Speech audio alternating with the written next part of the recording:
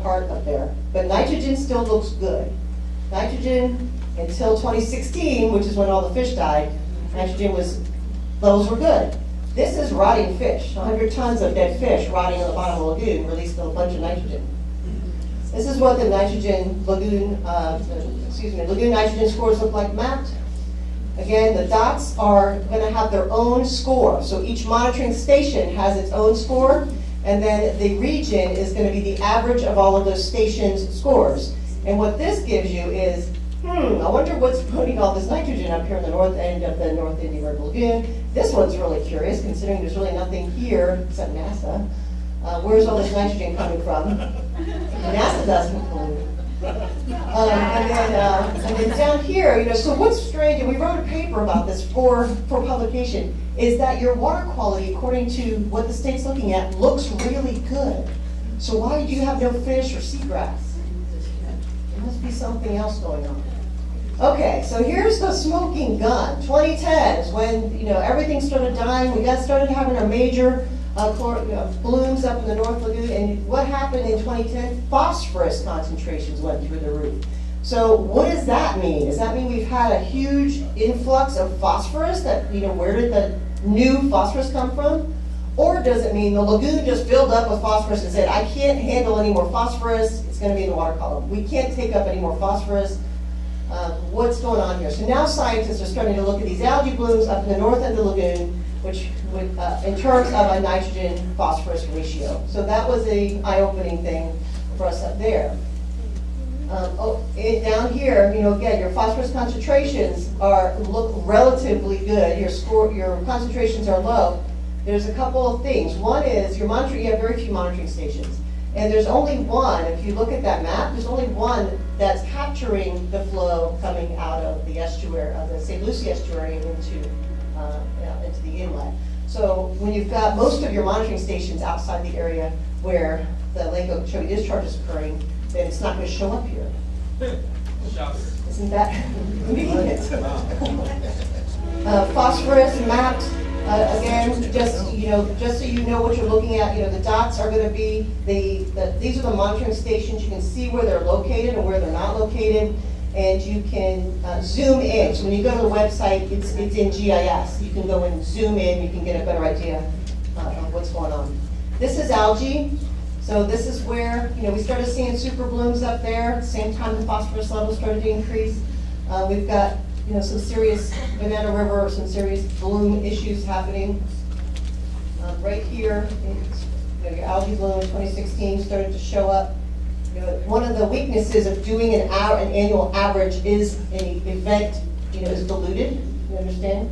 And also, like I said, the location of monitoring stations in space. All of those stations averaged together are going to reduce your score or make your score better. This is what chlorophyll A looks like. What you see in red right here in 2016 is the entire area that was covered by the fish kill. So the chlorophyll A pretty much just shows where that fish kill happened. It was a brown tide. The brown tide, Oriambro lagunensis, died all within about an hour. And then the bioactivity of breaking down all those individual cells took the oxygen out of the water column, and the fish suffocated up to 100 tons of fish in about 8 hours. And it was dramatic enough that Brevard County citizens voted to tax themselves the same year, a 0.5% sales tax to generate, they think up to $100 billion, $500 million over 10 years. I'm like, I'll get this money. For lagoon projects. The way they were able to pass that tax, besides the fish kill, was they put in place a citizens oversight committee to make sure, because we've been burned before, to make sure that the money was going to go for a project plan. And they had a project plan in hand that they, before it went to referendum, before it went on the ballot, they had their projects described exactly how the money was going to be spent. So we're working in Brevard on reducing nutrients to the lagoon through stormwater, wastewater infrastructure, upgrades, septic sewer conversions, a lot of stormwater projects, muck removal. Got a big muck problem up in this area of the lagoon where there's no turnover, some water retention is very high. Turbidity is the amount of both chlorophyll A or the algae in the water column, and it also is how much sediment comes in. So you see turbidity goes up in some of those hurricane years or when a lot of sediment comes into the system. And that's what turbidity looks like. We tried to get to that number, that one number, and we just couldn't bring ourselves to turn the whole lagoon into one number. So we attempted to do a water quality score for each region. So these are the water quality scores. They are just an average of all 4 of those water quality indicator scores over time. Because you're averaging them out, the extremes tend to come out more. You see a lot of more of the yellows and greens. Everything kind of averages out. And then water quality scores mapped. All right, so like I mentioned, and I've been alluding to this, so I'm going to show you. So one of the things that's interesting about down here is that what the state has considered to be important water quality indicators of health do not reflect in the seagrass health here. So we went ahead and mapped that. So this is just, if you look at them side by side, water quality versus habitat quality in the South Indian River Lagoon, north, central, and south, you can see that there's a big difference in water quality and habitat quality. And if you put them in a linear chart, they look like this. And what's interesting is this is water quality, and this is habitat quality, is how it varies over time. In some cases, water quality goes down and seagrass isn't affected at all. And in some cases, water quality goes up and seagrass starts to kind of go with it, the relationship. This is South Indian River Lagoon Central. Look, there you see what happened in 2016. So you're kind of going along, water quality went up, habitat quality went down. So obviously the water quality and the seagrass in this case, quality they're not related to each other. They're going in opposite directions. And then this, your water quality here, according to the water quality indicators that the state's measuring, looks pretty good. This is not bad, but look at your habitat, just plummeted in 2016. So what happened in 2016?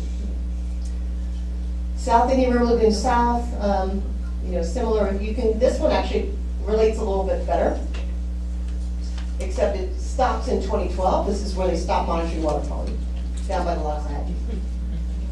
Okay, the other point about this in your condition down here is harmful algal blooms. That the monitoring of harmful algal blooms is sporadic. What we found, and we went in search of this, we wanted to have this be part of our scoring mechanisms. We went in search of who's doing this. FWC is doing it. They have historically, they've been doing it for a long time, since 1972. They do it responsive, in a reactive way. They respond to an event and go out and monitor it until it stops. So the data kind of come on and off. So these are all stations that they have monitored at some point, but they don't monitor it continuously. They're like, oh, we've got an algae bloom. They go out, they monitor it, then the algae bloom stops and they stop. So and they look for these particular harmful alga species.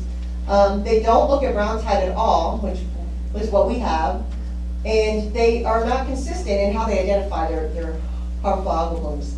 So that's one monitoring entity at the state level that's monitoring algae. St. John's just started in 2007 monitoring for algae. They've got these spots. South Florida doesn't have it, but they're doing at least continuous monthly sampling of algae that are harmful. They're looking at a whole bunch of species, and they're using biobiomes, so actually measuring a concentration based on the volume of algae that they're finding. These are all the species that they're looking for, St. John's. All right, so we wrote a report called the Gap Analysis Report for the National Estuary Program, explaining all of the missing information that really assesses the health of the lagoon. Things like harmful algal blooms and bacteria and salinity and things that we suspect are having a major impact on the health of our system and on the health of our communities that they're not even monitoring for regularly. So we've made some recommendations on how they should proceed in terms of increasing the number of monitoring stations and these parameters, harmful algal blooms, bacteria, toxins. We have a cancer cluster in Satellite Beach now that's a result of a toxic spill that nobody's monitored for. And now they're monitoring. So once it comes to light, then they start monitoring, right, after the fact. So we need to be more proactive instead of reactive to these situations. But I think that the good story is that you can see even in the past 20 years, the lagoon has changed. So it's gone from, sick to better to really sick. So to me, that's a sign that it's resilient, and that if we continue to do the right things, and if we cut off the poisons that are going into it, it's going to respond. It's going to come back, and it's going to be healthy and happy again. So I see that, I see it as a message of hope. And I saw it going through those data, because I looked at each of those data over time, and you could see it almost respiring. You could see this lagoon like breathing, and it wants to come back, and I feel like it will. But then we do need to have salinity. I think salinity is, a lack of salinity is having a huge impact down here. And then, and that this seagrass relationship with water quality that the state is clinging to, it really erodes when you look at our data. And there needs to be some other water quality indicators in particular that need to be looked at in addition to those that they're looking at. But, my bottom line is that there's a lot of differences in what's happening from the North Lagoon into the South Lagoon, but we share a collapsing estuary, and we have algae in common, and that, we need to stick together in, proceeding. We can be a more powerful force for our estuary if we're all acting in unison. So what do we need? We want to continue this. This is a unbiased, unfunded by the government report of the lagoon's condition. It's been funded almost entirely by community foundations and individual donors, so find your little donation envelope in your book. Send us a check. We want to get started on 2017 immediately. We're still waiting for the water management districts to release the 2017 data, which I didn't really talk about with that gap, is that we're managing the system 2 years after we get the data, because it takes the districts that long to quality assure their data and get it out to us. We want to add a bunch of more things. We recognize there's a lot missing here. Somebody mentioned fisheries and biodiversity. We've got 30 years of fisheries data we can go through to answer that question, do we still have the most biodiverse estuary in the country? We can see how fisheries have changed over time and start talking about our health and our community's health in terms of the fisheries loss. We need to add the tributaries and get the data that are coming down the tributaries so we can start really linking the watershed with the water quality and pointing fingers at who's really polluting our system and in what ways, and how can we change the land use over time to try to reduce the impact of land use changes on the tributary.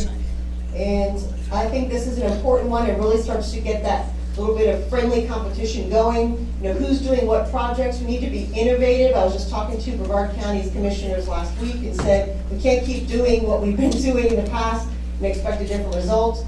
That whole, it's crazy if you expect a different result. We need to be innovative. We need to be showcasing each other what innovative solutions we're coming up with. So putting projects on the map help with that.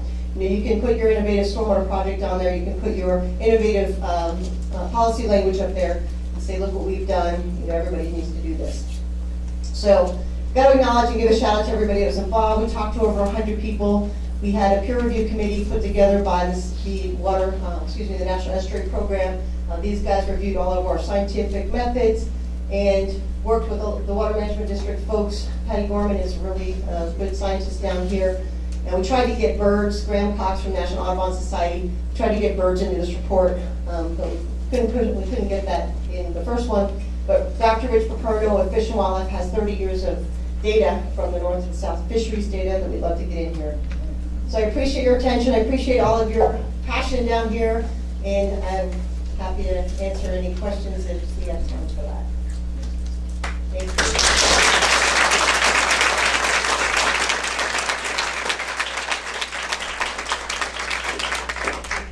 Can I take questions? Yeah, please do. The gentleman in the back in the red shirt? Yes, I want to commend you on what you've done. I want to be a real positive person. But what you've done for me has been an eye-opener. You've indicated there's 10 lagoon areas. In your booklet, when you were talking, I was rude. I went through the 5 graphs. And what you said, your best data source was the state. And what I'm appalled is the data that you did get for this area, 2013, 2014, 2015, 2016. We have the politicians, I don't want to pick them on, I've been in this group for 10 years, we don't do that. But this, and the newspaper's been very good about reporting. But I think at this moment, I like to recommend, for what it's worth, that this issue, where you go home or whatever, it should be not necessarily your group. Our area should address it, why we don't have these monitoring stations. Thank you.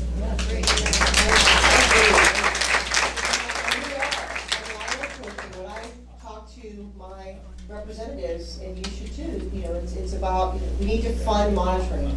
can't be, we have enough scientific data, we have enough, information, we don't need anymore. I mean, when you get sick, when you go to the doctor, go back to my analogy, and if you have a problem, they don't say, oh, come back in 5 years, we don't need to see you. They say, you need to be back here next month or 3 months from now. We need to be looking harder at things, not less frequently. So the other thing that I didn't show and didn't talk about is even the stations that are there used to be monitored weekly. Now they're monitored quarterly or monthly. Like these district cutbacks and these state cutbacks, especially to our water management districts, in the state have taken their toll on how we're looking at water quality in the state of Florida, all over the entire state. When you lose 1,000 jobs at the district level, then it's gonna, these are people going out, grabbing a sample, taking it to the laboratory. So yes, give the districts their money back. I just have a question so it's clear. Is it the state government that's responsible for the monitoring? The state government of the state of Florida, the legislature, the governor, and the state agencies? Is that So yes or no? I mentioned that that the reason that these indicators were being monitored is because of TMDLs. You know what that is? No. Don't even explain it.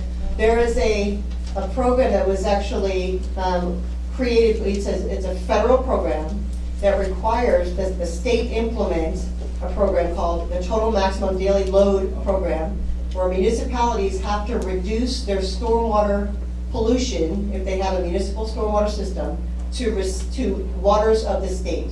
So EPA and the state come up with criteria that they define state waters as impaired. If the waters are impaired, then the municipalities that are discharging into that water body have to come up with a TMDL. The state does that. The state was actually forced by a nonprofit, not ours, through a lawsuit, they started to have to do TMDLs. So they create a numeric nutrient criteria, a limit to how much you can pollute that impaired water, and then they proceed with a basin management action plan that requires that number. Is it the state? So the state has to do TMDLs. If there's an It's a impaired state water, government responsibility, that's my point. if there's an impaired water, the state has to do a TMDL. If it's not impaired, like the Mosquito Lagoon, then it's the EPA. That's why EPA set those standards. So I have to be clear, it has to be an impaired water. This is impaired water. Lisa, if it's impaired, did it not pass by the state legislature that it became voluntary as to the amount of nutrients that go into the water? They were not, there is something that was developed in early 2000, and they worked up to the point where actually by the end of 2015, they were going to say that the certain nutrients had to be regulated at a certain amount under the BMAP system. And then this was, in 2016, the legislature changed that and made it voluntary. And that's part of the problem of why we see the pollution we do today. I don't know about that voluntary Well, it's there. thing. If you look it up, it was passed. Matt Caldwell passed HB 7005 in the Senate Bill 552, which made it voluntary in the omnibus water bill in 2016. Well, don't tell the municipalities that. Because they're still trying to meet their TMDLs. Can I continue to, do you want to take? So is the St. Lucie River impaired? Yes. We know that. And do they take into account discharges in the TMDL? I heard that they don't. No, they don't. They've got a separate TMDL for the lake. Too much sense. Oh. Support with it. Show me all the credits for not doing anything. All right. Yeah, like they, you guys. Moving on. All right. Thank you. All right, any more questions? Over here. Sir? You threw something at me that I had never realized. TDML for the St. Lucie River is 81 part per billion total phosphorus. The Alberta runs about 250 to 300 part per billion, so it's 5 times over what it's supposed to be. The question that you threw me was this. I assumed that any time a TDML was not met, it's my best knowledge looking at the GAO report, there is nothing in the state of Florida except one little desert area on the west coast that meets the TDML. TMDL. Okay. TMDL. I understand. Whereas But you just said in the Mosquito Lagoon, the water quality was good, but it still had a major brown algae. I didn't realize that, I assumed that TDML meant the water quality was good and not having any problems, but apparently it had. Well, TMDL is no indication that the water quality is good. And also, there's, so the Mosquito Lagoon is not impaired, or it's, they're doing a reasonable assurance plan, we can talk about that later. But just to clarify a bit, TMDLs are about loads. This is about ambient concentrations. So the municipalities have to reduce their loads. Whether or not there's a relationship between loads and ambient concentrations is a whole nother ball of wax. Can I? Yeah, I just have a quick question about, you said that it's all the state and all that kind of stuff. But, we have organizations within our area, like Environmental Studies Center, are they doing studies, are they not taking tests, are they monitoring anything at all? I think there are a lot of organizations monitoring. But do you use their? But can you put something together along, I mean, you know, maybe come All of together those, yeah. So all of those, that one map up that I put up there showed all the places we went to for data. Our objective was to compare data across the entire lagoon that had the same method of collection over 20 years. They had at least monthly monitoring of 5 consecutive years of data. So we can compare apples and apples. So a data point that blinks on for a minute, or just starts last year or started 2 years ago, it didn't work for our purposes. So that's why we went to the most rigorous scientific data we could get, which is the states who are collecting water quality, sending it to the lab, using the most rigorous EPA methods for analysis, and that they go on for 20 years. So we're looking for 20 years of data. So when we go up the tributaries, if we get to do that, we're going to have to rely on other sources of data because the state just isn't monitoring sufficiently up the trips. So we will, yeah, and of course, we can only get data from people who are willing to share it. So if we go to somebody and they're like, nope, we don't want to give you our data, we can't force them. The state, we can actually force them, but they always share. Can we send people to the website?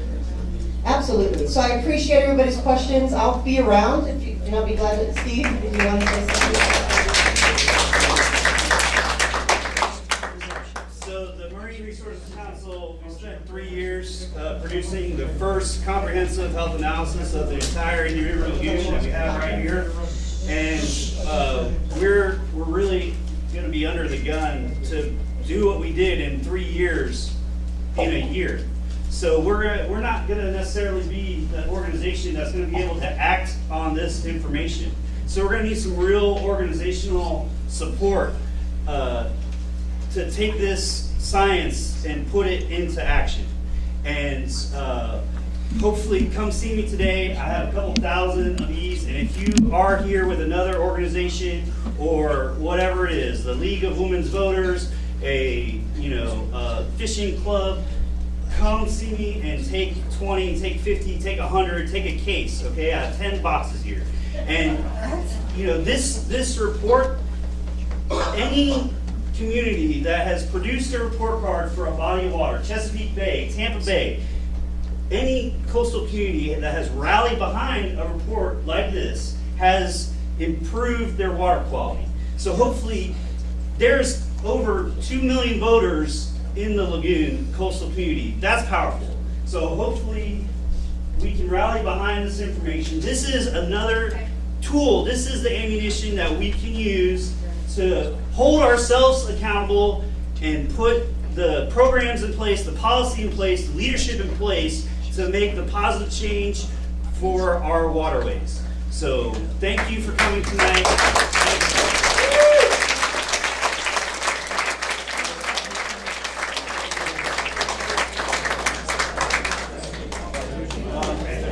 We still have a meeting. The meeting's not over.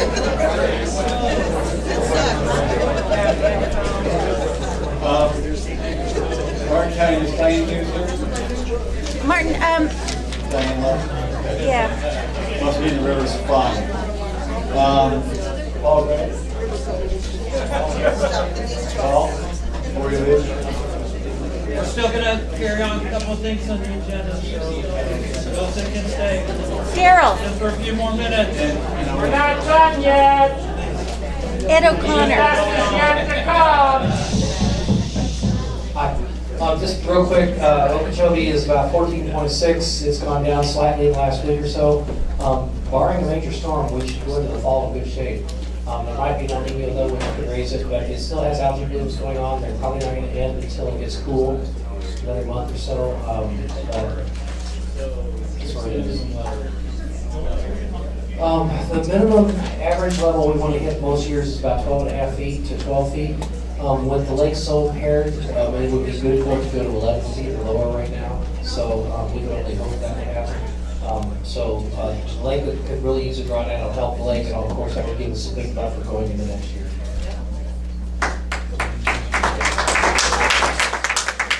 So everybody left, it always happens when I'm going to talk. I'm Ed O'Connor, and I'm a Democratic candidate for House District 82. And I asked the group question about whose responsibility is it to monitor this, because I know the answer. It's the state government. And if you don't start cleaning the house up there in Tallahassee, nothing's going to change. We can talk all we want, all the studies. And I'll tell you, I love watching, reading all this data. My degrees in physics before I went to law school, and I love data, and I love charts, and I love graphs, but I don't need that to tell me what's going on. And neither do you. That's why you're here. So an active community is the answer. These problems were created by men. This didn't come from nature. This came from men. And who's letting men do this? This problem has been going on for the last 20 years, since the Republicans took over the House and the Senate and the governorship, and they have let this happen, and that's a fact. Okay, I had a debate yesterday with DC Palms, and I'll finish up real quick, with my opponent. I said, well, this has been going on for 120 years. Really? Really? It has not been going on for 120 years. I moved here in 1970. I left in 1984 to go practice patent litigation in California, and we didn't have that problem then. This is a recent problem, and it can be stopped. Thank you.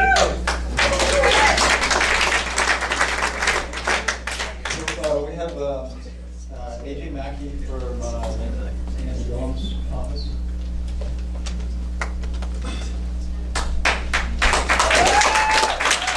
Hello, everybody.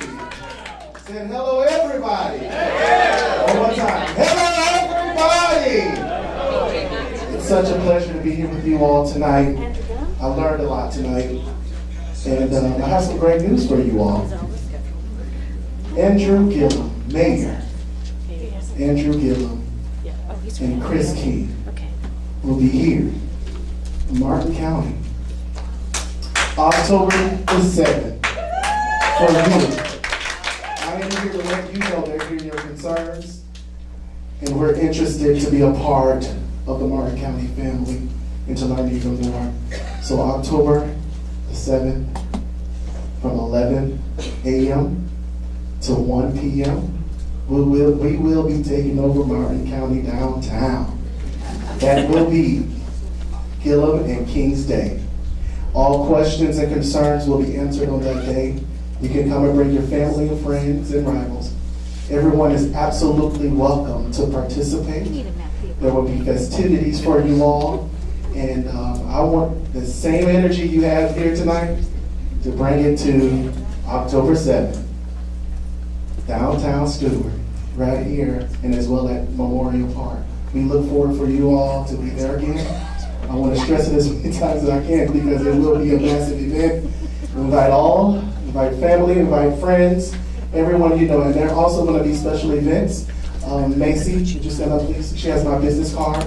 So if you need any information, please email me. You get me quicker if you email me than a phone call because I'm on my phone 24/7. But email me so we can invite you to some other events that I'm sure you all will be interested in. And I'm not going to keep you long. Have a wonderful night. Thank you.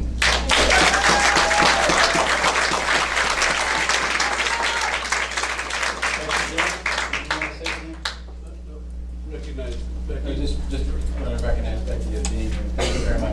We didn't get you before. And Mike. Mike. Sorry I'm late. We had a long meeting with the finance director. Missed it. Mayor will keep up.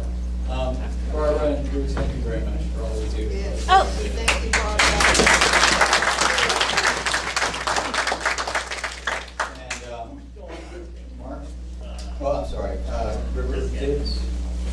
Yes, Nick couldn't stay. She gave me something to read. There are going to be River Kids bracelets sold at Funky Monkey, and the River Kids will get an $8 profit for each bracelet. And also, they had a shredding event where Illustrated Properties raised $7,000 for the River Kids.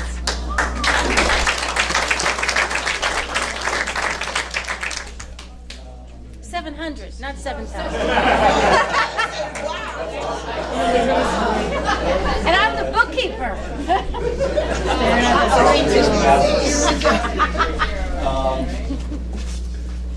Mark, do you want to talk about what a local water quality? Actually, 7. Yeah, just real quick. Yeah, we won't hold you. This is our water quality map weekly report. We've been doing it since 1998, and we thank the 40-plus water testers, local citizens that have been doing that. Also, I know Bob Boyce may probably had to leave. He was one of the originators of this, and Pam Hopkins here, stand up, Pam. She does ours.